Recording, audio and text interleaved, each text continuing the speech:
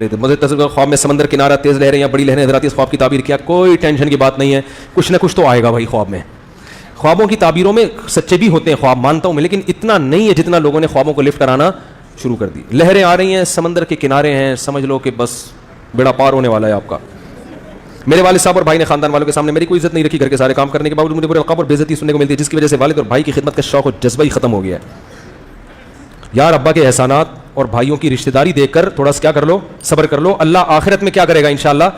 باپ کے احسانات کے مقابلے میں اس کی بد کلامی کی کوئی حیثیت نہیں ہے. ہاں، اور اگر حتی الامکان کوشش کر کے ناقابل برداشت معاملہ ہو گیا ہے، بہت زیادہ بد اخلاقی ہے، تو تعلق تھوڑا کیا کر دو، یعنی تھوڑا کم ملا کرو. یہ کر لو. میری عمر 24 سال ہونے کے گھر والوں کی شادی کر کے، لیکن کہہ رہے ہیں لوگ کیا کہیں گے کہ بڑے بھائی اور بہن کی شادی تو ہوئی نہیں ہے، جبکہ خاندان والے بھی مجھے کہتے ہیں تمہارا بھی نمبر ہی نہیں آیا. نمبر جو بالغ ہو گیا اس کا نمبر آ گیا. یہ پہلے اس کی تو یہ والا نہیں ہے سیٹ اپ. پہلے وہ اس کی شادی، پھر اس کی شادی. جس کا رشتہ ملا اس کو نمٹاؤ، ٹھیک ہے نا.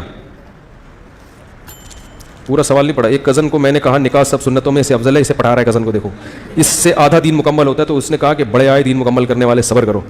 یعنی کزن کو پٹانے کی کوشش کی مگر وہ ناکام ہو گئی. یہ کہنا چاہ رہے ہیں. مفتی صاحب مجھے یہ پوچھنا ہے کہ میں مفتی اور عالم بننا چاہتا ہوں، چونکہ میں سی اے کا اسٹوڈنٹ ہوں، تو بتائیں عالم اور مفتی. دیکھو جب سی اے شروع کر دیا ہے نا تو کمپلیٹ کر لو اس کو، کسی بھی چیز کو ادھورا مت چھوڑو. سی اے کرنے کے بعد مفتی بن جاؤ. معلومات ہو.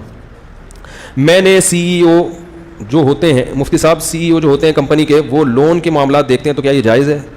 بھائی لون اگر سودی لے رہے ہیں بینک سے تو یہ تو جائز نہیں ہے، لیکن اس کے علاوہ بھی تو کچھ کام کرتے ہوں گے نا. وہ پوری ڈیٹیل جب تک نہیں ہوگی میں نہیں بتا سکتا.